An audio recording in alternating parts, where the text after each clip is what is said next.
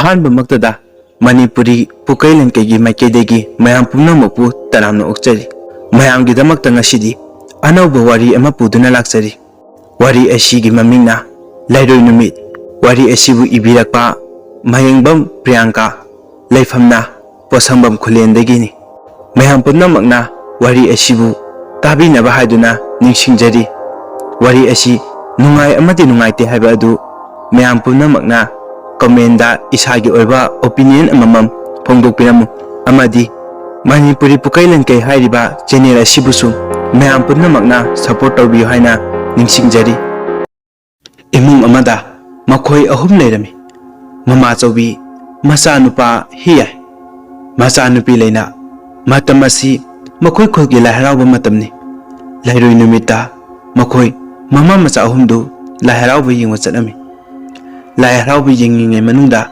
ꯍꯤꯌꯥꯏ ꯑꯗꯨ ꯃꯕꯨꯛ ꯅꯨꯡꯉꯥꯏꯇꯦ ꯍꯥꯏꯗꯨꯅ ꯃꯃꯥꯗ ꯆꯠꯂꯁꯦ ꯍꯥꯏꯔꯝꯃꯤ꯫ "ꯏꯃꯥ, ꯌꯨꯝꯗ ꯍꯜꯂꯁꯦ, ꯑꯩ ꯄꯨꯛꯁꯤ ꯀꯩꯅꯣꯝꯃ ꯇꯧꯔꯦ ꯍꯥꯏꯕ, ꯌꯨꯝꯗ ꯑꯝꯇ ꯍꯜꯂꯁꯤꯕ?" ꯃꯃꯥꯆꯧꯕꯤꯅ, "ꯏꯕꯨꯡꯉꯣ, ꯉꯁꯤꯗꯤ ꯂꯩꯔꯣꯏ ꯅꯨꯃꯤꯠꯅꯤ, ꯇꯧꯍꯩꯗꯦ, ꯄꯨꯟꯅ ꯍꯟꯁꯦ."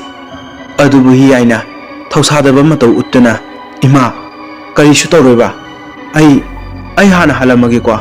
ꯑꯁꯤ ꯍꯥꯏꯔꯝꯃꯒ ꯂꯥꯏ ꯍꯔꯥꯎꯐꯝꯗꯒꯤ ꯃꯍꯥꯛ ꯆꯠꯈꯤꯔꯝꯃꯤ꯫ ꯃꯍꯥꯛꯀꯤ ꯃꯇꯨꯡꯗ ꯀꯅꯥꯅꯣꯝꯃ ꯑꯃ ꯏꯟꯅꯔꯛꯄꯒꯤ ꯁꯍꯨꯝ ꯑꯃ ꯐꯪꯏ꯫ ꯑꯗꯨꯕꯨ ꯍꯤꯌꯥꯏ ꯀꯔꯤꯁꯨ ꯊꯧꯁꯥꯗꯅ ꯃꯌꯨꯝ ꯇꯝꯅ ꯂꯥꯛꯏ꯫ ꯑꯗꯨꯒ ꯃꯁꯥꯗꯨ ꯁꯦꯡꯇꯣꯛꯑꯕ ꯃꯇꯨꯡꯗ ꯃꯥꯒꯤ ꯀꯥꯗ ꯆꯪꯉꯒ ꯍꯤꯞꯊꯒꯦ ꯍꯥꯏꯗꯨꯅ ꯍꯦꯛ ꯇꯧꯕꯒ ꯊꯣꯡꯅꯥꯎ ꯃꯄꯥ ꯑꯗꯥꯏꯗꯒꯤ ꯃꯥꯒꯤ ꯃꯤꯡ ꯀꯧꯔꯛꯄꯗꯨ ꯇꯥꯏ꯫ ꯑꯍꯤꯡ ꯑꯣꯏꯕꯅ ꯀꯅꯥꯅꯁꯨ ꯀꯧꯔꯛꯑꯣꯏ ꯈꯟꯗꯣꯛꯑꯒ ꯍꯤꯞꯊꯔꯤ꯫ ꯉꯥꯏꯍꯥꯛ ꯂꯩꯔꯕ ꯃꯇꯨꯡꯗ ꯑꯃꯨꯛꯀꯁꯨ ꯃꯥꯒꯤ ꯃꯤꯡ ꯀꯧꯔꯛꯏ꯫ ꯍꯟꯖꯤꯟ ꯍꯟꯖꯤꯟ ꯀꯧꯔꯛꯄꯗꯨꯗ ꯃꯥꯁꯨ ꯀꯅꯥꯅꯣ ꯍꯥꯏꯗꯨꯅ ꯆꯤꯡꯅꯔꯗꯨꯅ ꯑꯗꯨꯃꯛ ꯈꯨꯝꯂꯛꯏ꯫ ꯑꯗꯨꯒ ꯃꯥꯒꯤ ꯃꯣꯟ ꯃꯈꯥꯗ ꯂꯩꯔꯤꯕ ꯃꯩꯈꯦꯠ ꯑꯗꯨ ꯄꯥꯏꯔꯒ ꯃꯄꯥꯟꯗ ꯊꯣꯛꯂꯛꯏ꯫ ꯃꯥꯅ ꯊꯣꯛꯂꯛꯄ ꯃꯇꯝꯗ ꯃꯅꯤꯡꯂꯣꯝꯗ ꯍꯧꯔꯤꯕ ꯌꯨꯕꯤ ꯃꯈꯣꯡ ꯑꯗꯨꯗ ꯀꯅꯥꯅꯣ ꯑꯃ ꯂꯦꯞꯇꯨꯅ ꯂꯩꯕꯗꯨ ꯃꯍꯥꯛꯁꯨ ꯎꯔꯝꯃꯤ꯫ ꯑꯗꯨꯕꯨ ꯍꯤꯌꯥꯏ ꯀꯅꯥꯅꯣ ꯀꯔꯤꯅꯣ ꯍꯥꯏꯕꯗꯨ ꯈꯪꯅꯕꯒꯤꯗꯃꯛꯇ ꯆꯪꯁꯤꯜꯂꯛꯇꯨꯅ ꯃꯍꯥꯛꯁꯨ ꯑꯗꯨꯃꯛ ꯀꯧꯏ꯫ ꯑꯗꯨꯕꯨ ꯀꯔꯤꯁꯨ ꯈꯨꯝꯂꯛꯇ꯭ꯔꯦ꯫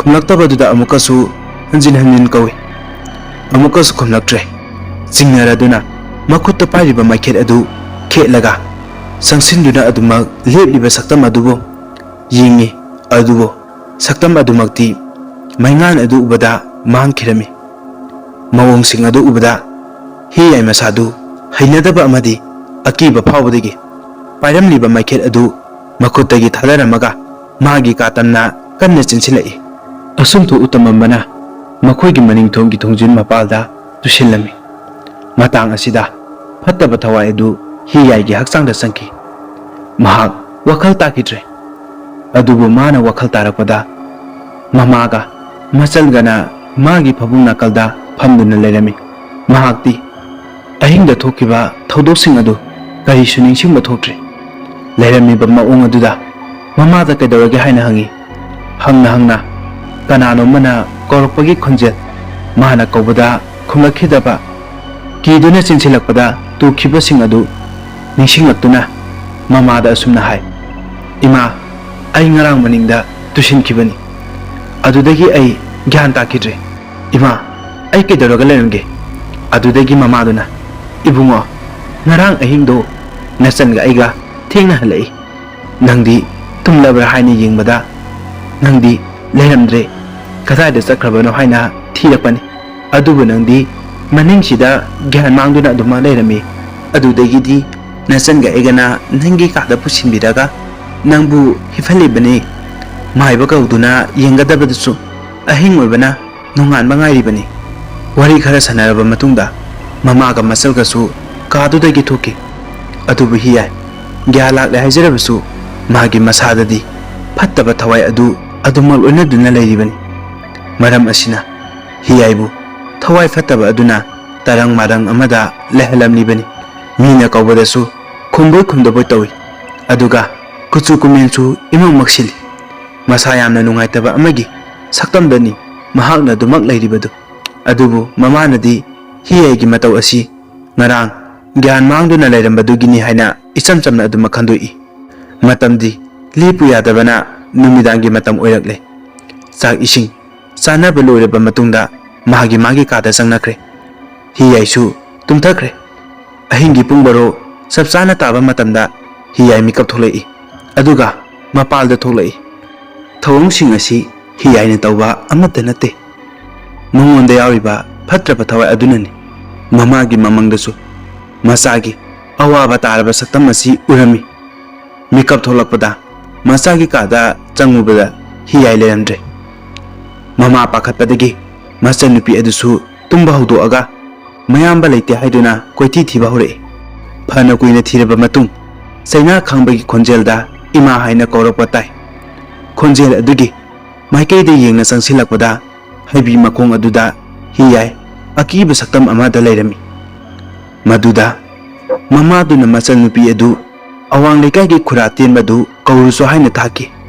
Machanupi su upai letraduna leiten ama payaga chatki. Khura tenba machanupi adubu puraga dumanglai.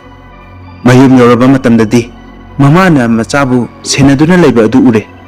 Mawong adu ubada khura tenba mathamoida tumina khali. Hais masidi khara ludori asi haina mathamoida khali. Aduga akiba su phawdaba nate.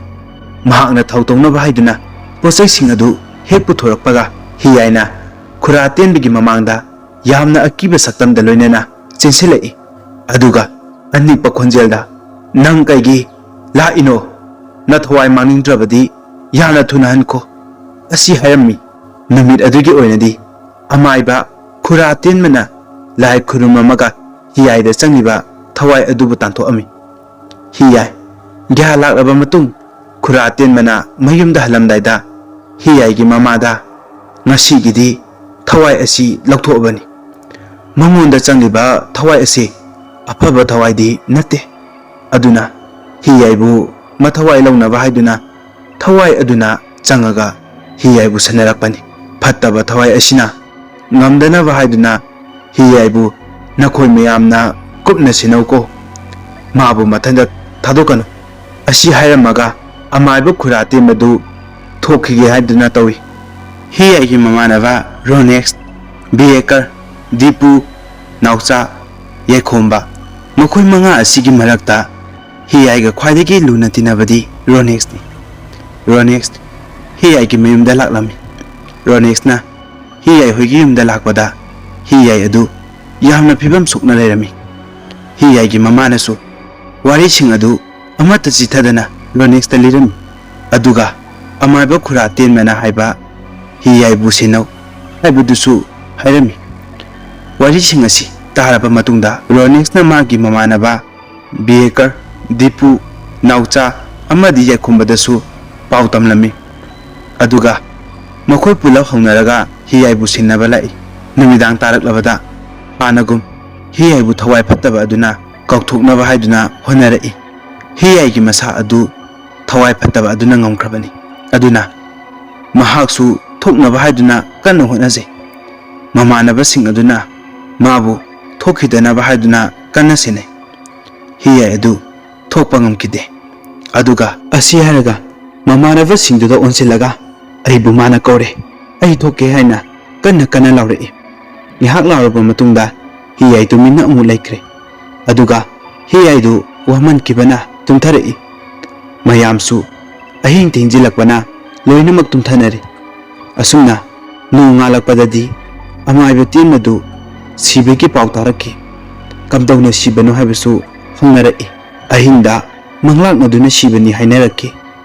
Amaiba tenmana siriba asi tasingmadi phatraba thawai aduna magi aningbada gepegi adumak amaiba tenbabu hatpani. Amaiba tenba sikhibadagidi phatraba thawai aduna hiyaigi mathawai adu soidana laurage haiduna khanki. Hiyaibu hatnabagi damakta mamanabasing amadi mama machalda tamnaba horei. Makhoi koisilaga wari sanaduna leidi. Hiyaigi kada leiriba upu adugi thong adu mathanda hangdorei. Aduga amu mathanda lonjinjaki.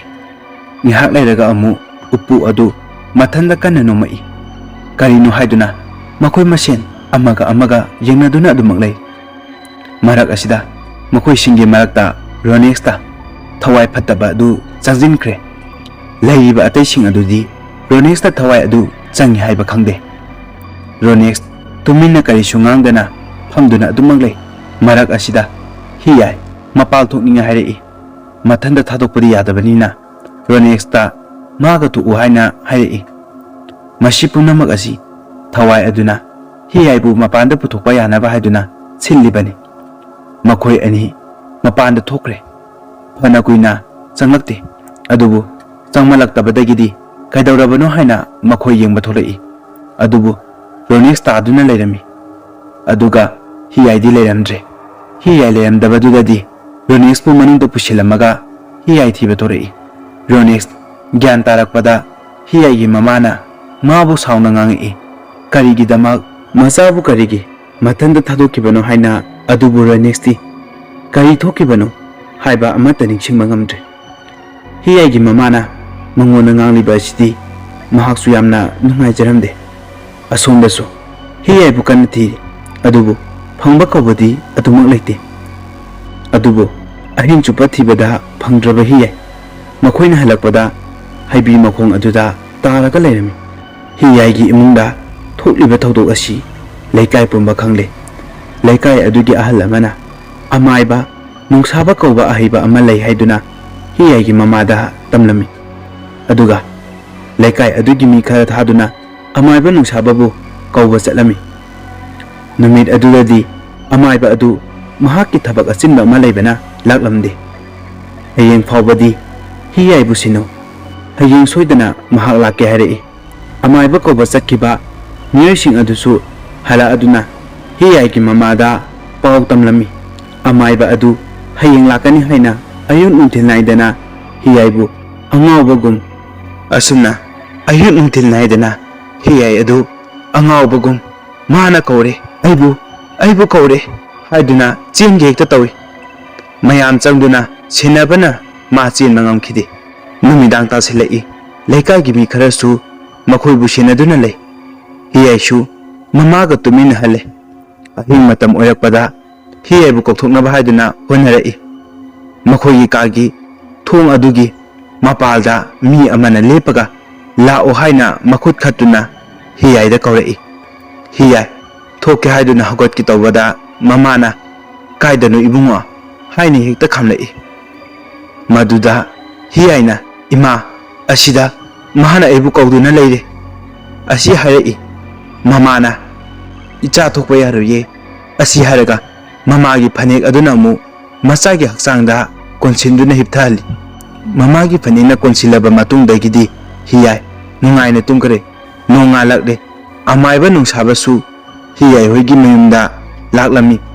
Amaiba nungsaba hiyai gi mama amadi hiyai pulap makhoi gi mangolda makhoi punama phamnuna wari sanari. Hiyai da tawriba pumba amaiba nungsabada hairami. Aduga amaiba nungsabana mamangda thokiba sing aduna karino haina khangba ngamgadra haiduna magi ngamjaba sakti sijenaduna mamitu isilakpada ahing amada amaiba tenbaga fatraba thawai aduga na muknakhiba sing adu urei. Ahing asi hiyai mangkhre haiduna thinaba numit aduni. Numit aduda hiyai gi thawaibu amaiba tenmana kanbikhibani. Numit asina hiyai gi aroba numit oigadawribe haibasi amaiba nungsabana khanglami. Maram asina hiyai bu kanabagi damakta thabak pumba ahingi pung baro phawbagi mamangda losinaba tawrami. Karigumba numit asina losilaudraba hiyai gi punchi mangadawribani. Thabak sing asi losinbada changadaba potlamsing adu amaibana hairaga makhoi punamakna thorang tawrami. Ahingi pung baro tadringi gi mamangda losilaunabani haiduna thabak hawrami. Adumapu thawai asi irai laina hekta mahanbadi ngamloidabanina thawai adu mahanaba honabada amaiba aduga thawai aduga mungnarei. Thawai adusu mahagi thawai bu manghandanaba haiduna hiyai gi masada changnaba honarei. Thawai aduna ngamkiduna hiyai gi masada changki. Aduga amaiba adubu hanaba haiduna honarei.